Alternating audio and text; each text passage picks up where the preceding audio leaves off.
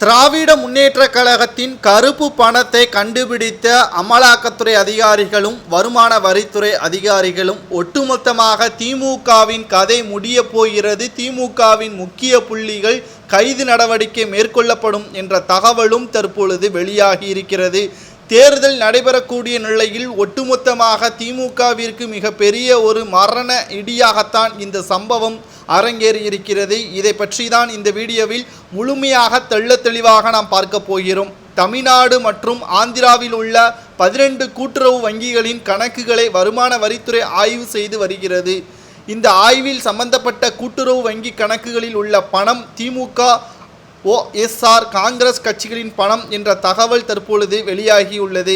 கடந்த 2020 முதல் 2021 நிதியாண்டில் பெருமளவில் பண பரிவர்த்தனை நடந்திருப்பதாக வருமான வரித்துறைக்கும் சென்ற புகாரின் அடிப்படையில் தமிழ்நாடு, ஆந்திரா, கேரளாவில் உள்ள ஆளும் கட்சிகள் வருமான வரித்துறைக்கு கொண்டு வரப்பட்டன. அரசியல் கட்சி நிர்வாகிகளின் வங்கி கணக்குகள் என சந்தேகப்படும் வங்கி கணக்குகளை வருமான வரித்துறை அதிகாரிகள் தொடர்ந்து கண்காணித்து வரும் நிலையில் விசாரணையும் மேற்கொள்ளப்பட்டு வருகிறது.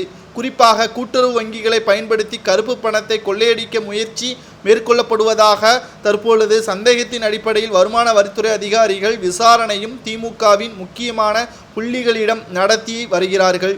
மேலும் 2 நபர்களை கைது செய்த அமலாக்கத்துறை அதிகாரிகளும் வருமான வரித்துறை அதிகாரிகளும் திமுகவின் முக்கிய புள்ளிகள் தான் கணக்கை வைத்திருக்கிறார்கள் என்றும், சட்டத்திற்கு விரோதமாக பண பரிவர்த்தனை இதன் மூலமாக நடைபெறுகிறது என்பதையும் வங்கி ஊழியர்கள் வாக்குமூலம் கொடுத்திருப்பதால் தற்பொழுது திமுகவின் தலைமைக்கு மிகப்பெரிய ஒரு அதிர்ச்சி ஏற்பட்டு இருக்கிறது. இது மட்டுமல்லாமல் தமிழ்நாட்டில் கூட்டுறவு வங்கிகளில் கணக்குகள் தொடங்கப்பட்டு அதில் அதிகப்படியான பணம் செலுத்தப்பட்டிருப்பது திமுகவின் வங்கி கணக்குகள் என்றும், ஆந்திராவில் OSR, காங்கிரஸ் கட்சியினரின் பணம் என வருமான வரித்துறை கருதுகிறது.